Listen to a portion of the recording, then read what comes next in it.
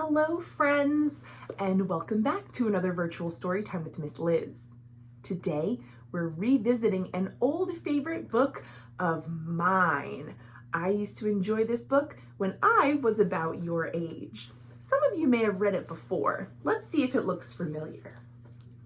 Today's book is Miss Nelson is Missing by Harry Allard and James Marshall.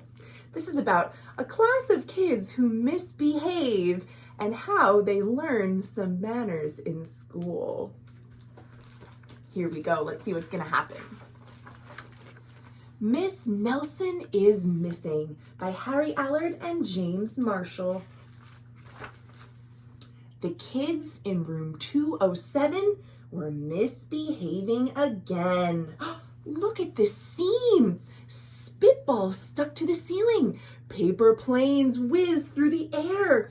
They were the worst behaved class in the whole school. Oh boy, someone is putting the trash can on their head. They're making faces at each other. They are not paying attention. How does their teacher feel? "Now settle down," said Miss Nelson in a sweet voice. But the class would not settle down. They whispered, they giggled, they squirmed, and they made faces like this. They were even rude during story hour. Can you believe it? Miss Nelson is reading a book and this student is standing on their head. That is not the way to listen during story hour.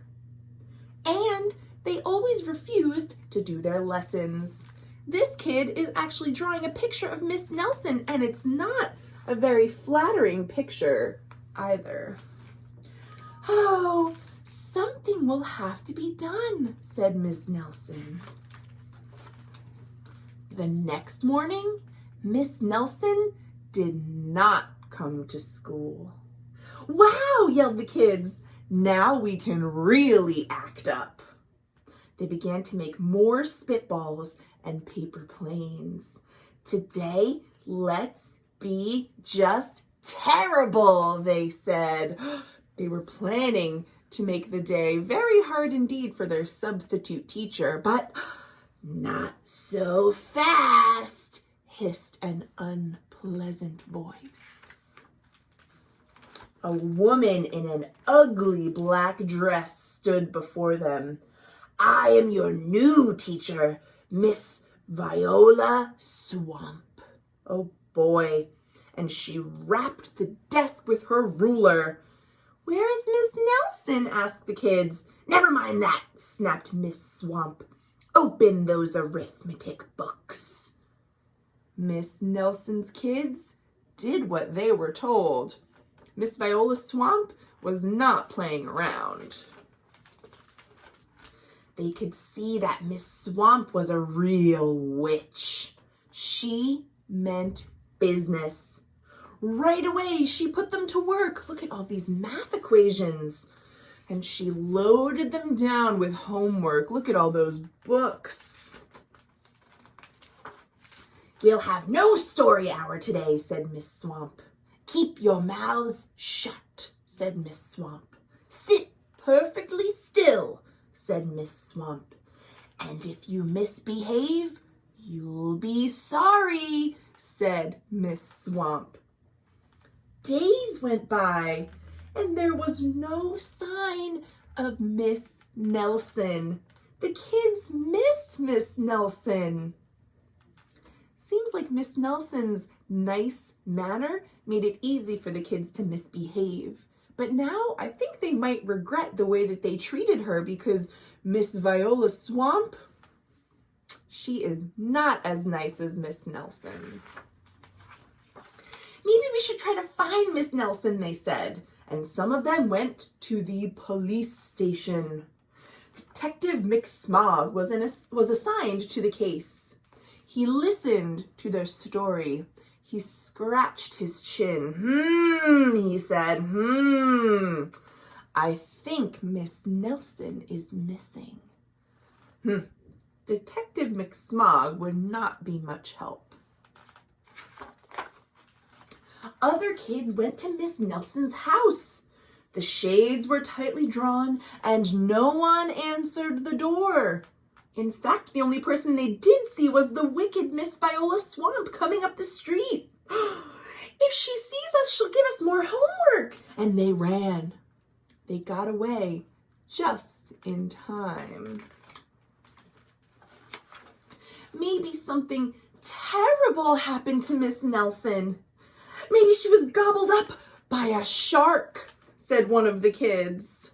But that didn't seem likely.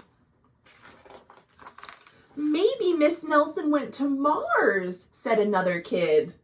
But that didn't seem very likely either. I know, exclaimed one know-it-all. Maybe Miss Nelson's car was carried off by a swarm of angry butterflies.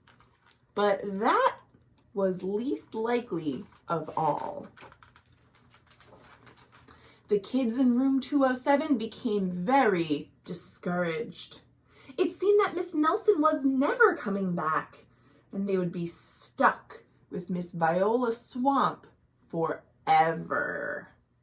They heard footsteps in the hall. Here comes the witch, they whispered.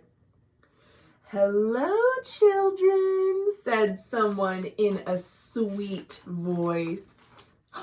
It was Miss Nelson.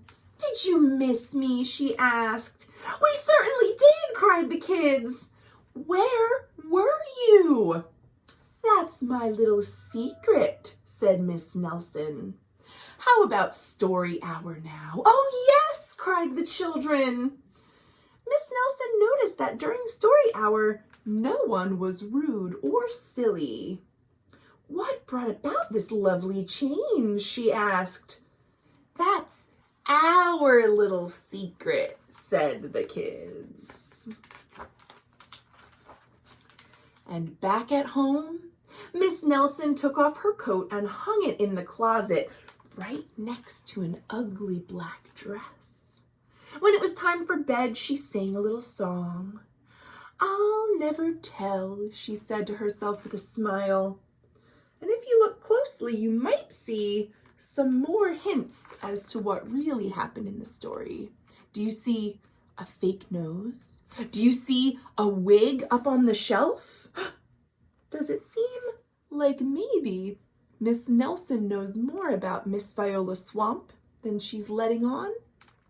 It is up to you to decide what really happened, because that is the end of the story.